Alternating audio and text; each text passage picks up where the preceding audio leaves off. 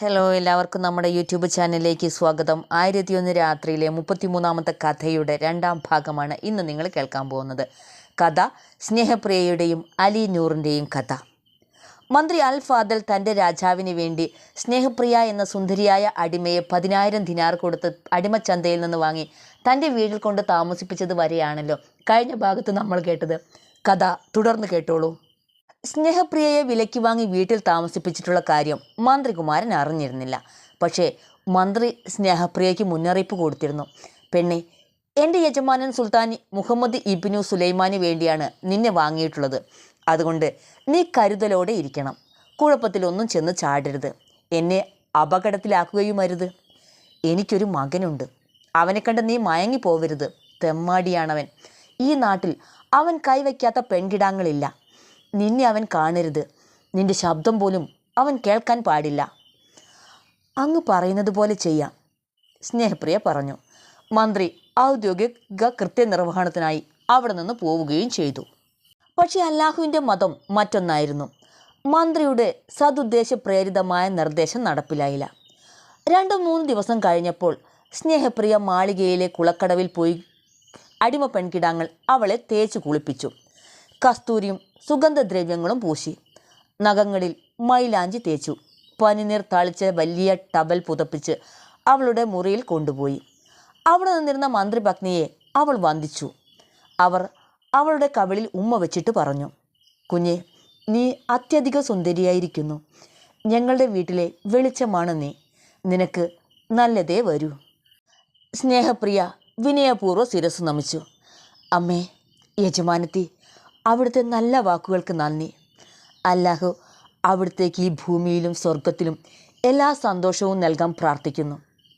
അവർ സ്നേഹപ്രിയയ്ക്ക് സർബത്തും പലഹാരങ്ങളും നൽകി. 2 പെൺകുട്ടികളെ അവളുടെ വാതിൽക്കൽ കാവൽ നിർത്തിയിട്ട് മന്ത്രിപത്നി കുളിക്കാൻ പോയി. അമ്മ പോയ ഉടനെ മകൻ അലി നൂർ വീട്ടിൽ വന്ന് അമ്മയെ അന്വേഷിച്ചു. എല്ലായിടത്തും അന്വേഷിച്ചു. ഒടുവിൽ സ്നേഹപ്രിയയുടെ മുറിക്ക് മുന്നിലെത്തി. അവിടെ കാവൽ നിന്നിരുന്ന പെൺകുട്ടികളോട് അമ്മ എവിടെയെന്ന് അന്വേഷിച്ചു. അവർ വഴി തടഞ്ഞുകൊണ്ട് പറഞ്ഞു, യജമാനത്തി ഇവിടെ ഇല്ല, കുളിക്കാൻ പോയി. എങ്കിൽ നിങ്ങൾ എന്തിനിവിടെ നിൽക്കുന്നു? മാറിപ്പോവിൻ, ഞാനൊന്ന് വിശ്രമിക്കട്ടെ. അലി നൂർ അവരെ തള്ളി മാറ്റാൻ നോക്കി.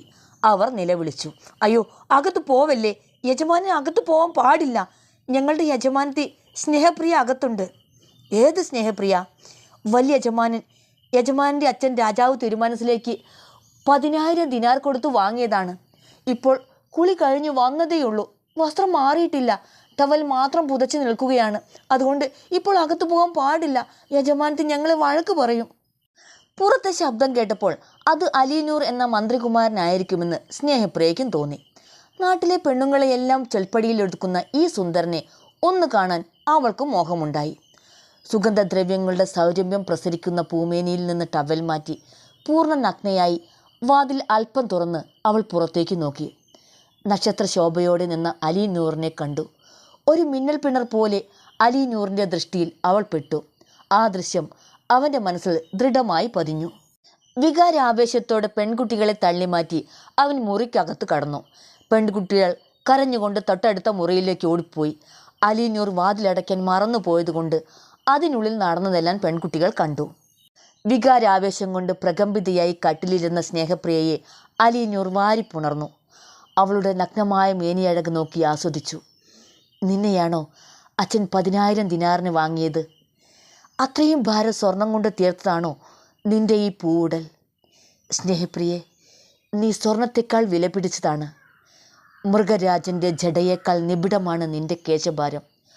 പുഴയിൽ പതഞ്ഞു പൊന്തുന്ന നുരയേക്കാൾ തണുപ്പും മധുരവുമുണ്ട് നിന്റെ നഗ്നമായ മുലകൾക്ക്. അലി നൂർ, എൻ്റെ അരണ്ട കണ്ണുകൾക്ക് മരുഭൂമിയിലെ സിംഹത്തേക്കാൾ ഭയങ്കരനാണ് നിങ്ങൾ. എൻ്റെ ദാഹിക്കുന്ന ഉടലിന് പുലിയേക്കാൾ ശക്തനാണ്. എൻ്റെ വിളറിയ അധരങ്ങൾക്ക് മൂർച്ചയുള്ള വാളിനേക്കാൾ അപകടകാരിയാണ്. അലി നൂർ, എൻ്റെ രാജകുമാരനാണ് നിങ്ങൾ. നിങ്ങൾക്ക് സ്വാഗതം. എന്നെ നിങ്ങൾ സ്വന്തമാക്കൂ.